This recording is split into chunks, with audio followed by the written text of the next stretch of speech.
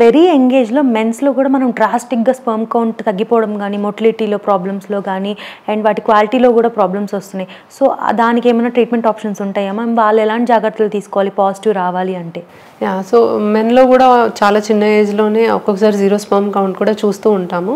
Again ఇక్కడ reason ఏంటి అనేది తెలుసుకోవాలి. సో జెనెటిక్ ఇష్యూస్ ఉన్నాయా, లేకపోతే వాళ్ళకి ఒక్కొక్కసారి యంగ్ ఏజ్లో 10 years 11 years అప్పుడు ఇన్ఫెక్షన్ రావచ్చు. మమ్స్ అనే ఇన్ఫెక్షన్ వల్ల కూడా స్పర్మ్ కౌంట్ తగ్గిపోవడం, ఒక్కొక్కసారి జీరో కౌంట్ అవ్వడం కూడా చూస్తూ ఉంటాం. సో రీజన్ ఏంటి ఫస్ట్ ఆఫ్ ఆల్ చూసుకోవాలి. కొన్ని రీజన్స్ కరెక్టబుల్ ఉంటాయి, దాన్ని ఏమైనా కరెక్ట్ చేయగలిగితే చేస్తాము. లేదు అంటే వీళ్ళకి టెస్టిక్యులర్ స్పర్మ్ రిట్రీవల్ చేయాల్సి వస్తుంది. అంటే జీరో కౌంట్ ఉంటే ఇంకా బీజం నుంచి స్పర్మ్స్ తీసి మనం ఏమైనా చేయాలి. తక్కువ స్పర్మ్ కౌంట్ ఉంటే యాక్చువల్లీ ఫస్ట్ ఆఫ్ ఆల్ ఉన్న ఒకటో రెండో శాంపిల్ కనీసం ముందు ఫ్రీజ్ చేసి పెట్టుకోవడం బెటర్. ఎందుకంటే ఆల్రెడీ యంగ్ ఏజ్ అంటున్నారు, ఇప్పుడే ప్రెగ్నెన్సీ ప్లాన్ చేసుకోవట్లేదు అంటే వాళ్ళకు ఉన్న స్పర్మ్స్ అన్న ఒకటో రెండో శాంపిల్ తీసుకొని ఫ్రీజ్ చేసుకోవడం is a good option. And then we can try some medical managements, కొన్ని మెడిసిన్స్ ఇచ్చి చూస్తాము, ఇంప్రూవ్మెంట్ ఏమన్నా ఉందా లేదా చూస్తాము. ఇలాంటి వాళ్ళు planning pregnancy as early as possible is always better. ఒకవేళ వాళ్ళు ఇప్పుడే ప్రెగ్నెన్సీ ప్లాన్ చేయట్లేదు అంటే స్పర్మ్ ఫ్రీజింగ్ చేయాలి. అండ్ ఇప్పుడే ప్లాన్ చేయాలి అనుకుంటుంటే then based on the sperm count వాళ్ళకి IUI చేయాలా, IVF చేయాలా చూసుకొని ప్రొసీడ్ అవడమే బెటర్ ఆప్షన్. సో చాలా యంగ్ ఏజ్లో స్పర్మ్ కౌంట్ తగ్గిన వాళ్ళు కూడా చాలామంది ఉంటారు. బట్ అగైన్ వాళ్ళకి ఉన్న ప్రాబ్లమ్ని బట్టి ట్రీట్మెంట్ అనేది సజెస్ట్. 10 years బ్యాక్ ఇంత మెన్లో ఇంత స్పర్మ్ కౌంట్ తగ్గింది లేదు, బట్ ఆఫ్టర్ 10 years ఇంత డ్రాస్టిక్ చేంజ్ ఉంది వాళ్ళ స్పర్మ్ కౌంట్లో. సో ఫ్యూచర్లో ఇది ఎంతవరకు పెరగచ్చు ma'am? For the last 3 decades చూసుకుంటే స్పర్మ్ కౌంట్ అనాలిసిస్ నార్మల్ వాల్యూసే తగ్గిపోయినాయి. అంటే ఇంతకుముందు 40 ఉండేది, ఇప్పుడు 20 చేసి ఇప్పుడు 16కి వచ్చింది. మిలియన్స్ నార్మల్ వాల్యూఏ WHO గైడ్లైన్స్ ప్రకారం తగ్గింది. ఎందుకంటే జనరల్ పాపులేషన్లోనే ఫర్టైల్ అంటే పిల్లలు మామూలుగా పుట్టిన వాళ్ళకు కూడా స్పర్మ్ కౌంట్స్ తక్కువ వస్తున్నాయి ఇప్పుడు. So there are many reasons again here. ఇంతకుముందు ఉన్నంత యాక్టివ్గా ఇప్పుడు ఎవరు ఉండట్లేదు, ఇంతకుముందు తీసుకున్నంత హెల్దీ ఫుడ్ ఇప్పుడు ఎవరు తీసుకోవట్లేదు, ఇంతకుముందు ఇంత పొల్యూషన్ లేదు. సో ఇవన్నీ కూడా ఇన్ జనరల్ ఎంటైర్ పాపులేషన్లో స్పర్మ్ కౌంట్ అనేది తగ్గిస్తుంది. అండ్ ఇది కంటిన్యూ అవుతుంది. ఎంతవరకు కంటిన్యూ అవుతుంది అనేది మనం యాక్చువల్లీ చెప్పలేము. It is a warning sign for all the men out there that sperm counts are decreasing. So maintaining a healthy lifestyle is the only option that we have now.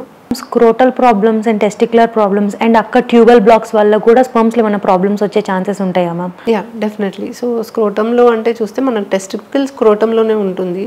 మనకి ఎక్కువ కామన్గా మేల్లో varicocele problem చూస్తూ ఉంటాం. So వెరికోసీల్లో sperm చుట్టూ ఉన్న veins అనేవి dilate అవుతాయి, దానివల్ల బ్లడ్ ఆగిపోయి హీట్ ఎక్కువ అయ్యి స్పర్మ్ ప్రొడక్షన్ పైన ఎక్కువ మనకి ప్రభావం పడుతుంది.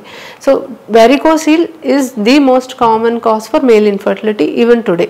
సో దాన్ని మనము గుర్తించవచ్చు అంటే బై ఎగ్జామినేషన్లోనే మనకు తెలిసిపోతుంది. And based on the grade of varicocele అవసరమైతే వాళ్ళకి సర్జరీ చేస్తే కూడా ఇంప్రూవ్మెంట్ అనేది వస్తుంది. So that is very common. And blocks అనేది మీరు చెప్పినట్టుగానే సో స్పర్మ్స్ టెస్టికల్లో ప్రొడ్యూస్ అయ్యి బయటికి రావడానికి ఒక ట్యూబ్ ఉంటుంది.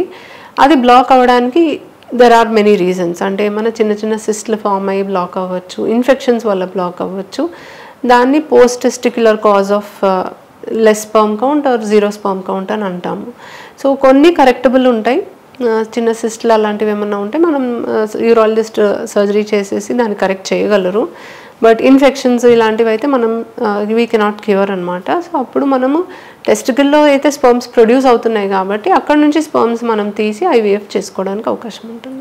ఎలాంటి హెల్త్ ఇష్యూస్ వల్ల ఫర్టిలిటీ మీద ఎక్కువ ఎఫెక్ట్ ఉంటుంది మ్యామ్? అంటే ఈ డిసీజ్ వల్ల వీళ్ళకి ఎక్కువ ఎఫెక్ట్ ఉంటుంది అంటే వాళ్ళు కొంచెం అలర్ట్గా ఉంటారు కదా, సో వెంటనే కన్సల్ట్ అవ్వడం కానీ, సో ఎలాంటి జాగ్రత్తలు తీసుకోవాలి?